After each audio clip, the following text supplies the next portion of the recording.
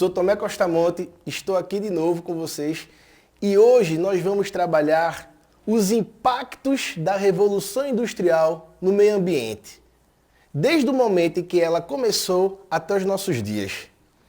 Mas antes, vamos responder o desafio que eu fiz para vocês na aula passada?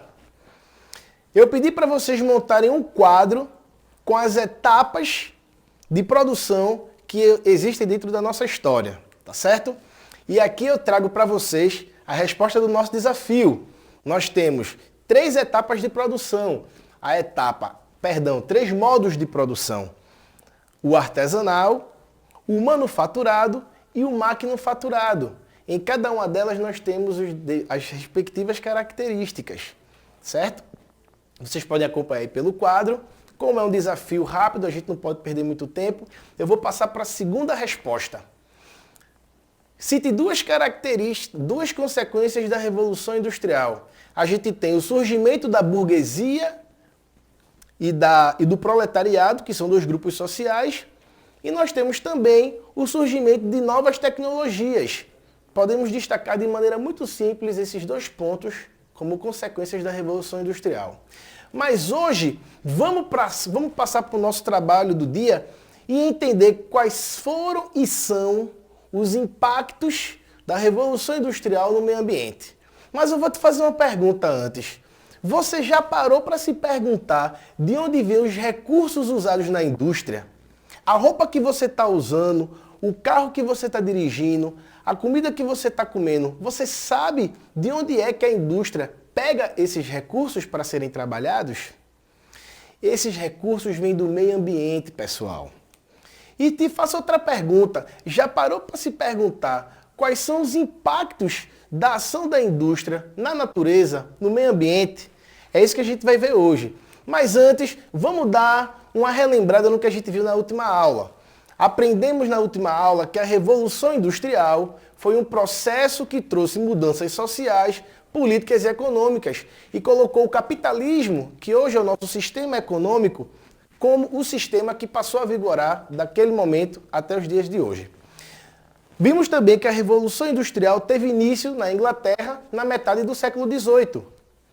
Aprendemos na nossa última aula que as consequências da Revolução Industrial foram surgimento de novas tecnologias, a Inglaterra se consolidou como uma potência urbana e comercial, vimos a expansão da industrialização na Europa, busca por matéria-prima, ou seja, aquele recurso que vai ser tirado da natureza e transformado em produto industrial. Vimos também busca por mercado consumidor, que é o que a gente vai trabalhar mais especificamente hoje. Vimos a saída do campo e a urbanização, a revolução agrícola com a produção, uma maior produção de alimentos e o crescimento populacional. Por fim, vimos a consolidação de novos grupos sociais, que é a burguesia, que é o grupo formado pelas pessoas que são as donas da indústria, as donas das máquinas, os homens que detêm o dinheiro, que compram máquinas, que são donos das fábricas,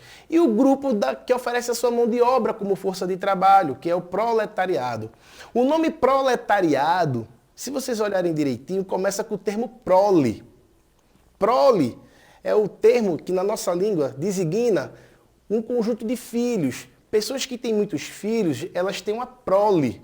Então, o grupo das pessoas que vendiam sua mão de obra, elas tinham muitos filhos. Essas crianças, inclusive, eram utilizadas dentro desse circuito de trabalho da Revolução Industrial. Por isso a gente chama esse grupo social de proletariado. Vamos aprender uma coisa a partir de hoje, tá certo? Que a Revolução Industrial, ela tem três fases. A primeira fase vai acontecer dentro do século XVIII e XIX, de 1750 até 1850, e vai acontecer dentro da Europa Ocidental e nos Estados Unidos. A segunda fase, ela vai acontecer em alguns países da Europa, como Itália e Alemanha, e vai se expandir para outros, como Rússia e Japão. E a terceira fase da Revolução Industrial vai estar situada dentro dos Estados Unidos, do Japão e alguns países da Ásia. A gente destaca as fases da Revolução Industrial, por quê? Porque em cada uma delas houve um avanço. com relação ao uso de matérias-primas, com relação à forma como a mão de obra era utilizada. Para a gente ter um exemplo, aqui a gente destaca o fato de que, na primeira fase, a gente vai ter as pessoas trabalhando de 16 a 18 horas. O trabalho infantil também era uma realidade. Já na segunda fase, depois das reivindicações do movimento ludista e cartista, vamos ter uma mão de obra que vai passar a ter seus direitos. Por outro lado, ela vai passar por um processo de alienação. E por fim, nós vamos ter, dentro da terceira fase, a utilização de máquinas, de robôs e de uma mão de obra que vai exigir qualificação para poder estar no circuito de trabalho. Destacamos também essas fases porque elas apresentam, a gente pode conferir aqui, dentro do sistema da primeira fase, vamos ter capitais particulares sendo o capital que vai dar vida à revolução, dar vida, certo? À fase do trabalho da indústria. Nós temos o capital financeiro de banqueiros, tá certo? Sendo o capital que vai se destacar na segunda fase. E nesse terceiro momento nós temos bancos também e transnacionais como grupos que vão fazer investimento dentro da indústria, tá certo? Vamos seguir adiante. O que é que vai ocorrer? Os mercados produtores e consumidores fora da Europa vão passar a ser buscados. Vai haver uma extração de maneira desenfreada dentro da Europa, dentro da Inglaterra, de recursos da natureza e em algum momento, quando essa produção industrial aumenta e esse uso de recursos também, a Europa ela vai passar a buscar em países da África e da Ásia lugares para onde os produtos podem ser vendidos e recursos da natureza podem ser extraídos. É o que vai acontecer com os países da África que vocês estão vendo aí dentro desse slide, tá bem? Indo adiante, nós destacamos as consequências da Revolução Industrial como, sobre o meio ambiente, que é o tema da nossa aula de hoje. Então, temos que entender uma ideia. Uma determinada técnica de produção, ela influencia diretamente a forma como os recursos são explorados. Então, a partir do século XX, mais ou menos na metade do século XX, nós vamos ter como consequência da queima de gases das indústrias, dos carros, na Inglaterra, um evento chamado de Big Smoke, o Grande Nevoeiro, que foi uma fumaça que cobriu toda a Inglaterra e que acabou levando à morte de cerca de 10 mil ingleses em 5 dias e deixou outros 12 mil com problemas de respiração. Então a gente percebe aí que a Revolução Industrial ela vai trazer uma tecnologia, vai trazer uma forma de se consumir, mas vai deixar impactos na natureza.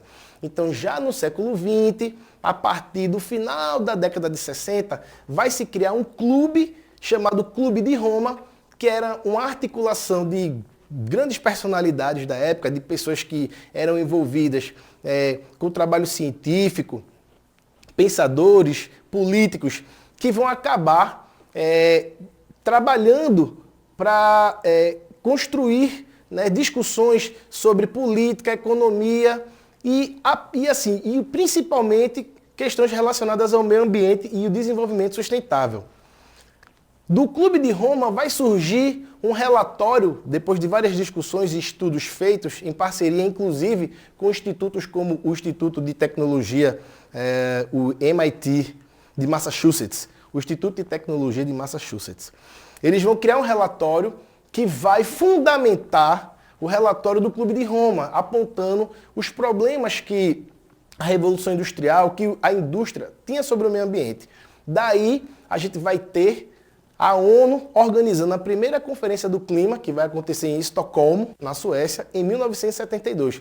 Vejam que a gente está passando por um processo em que, a partir de 1952, as causas ambientais passaram a ser repercutidas dentro da questão política, dentro da questão econômica, porque a busca por melhorar o meio ambiente, ela não perpassa exclusivamente pela questão da natureza, do uso dos recursos, mas como isso traz impactos para a sociedade.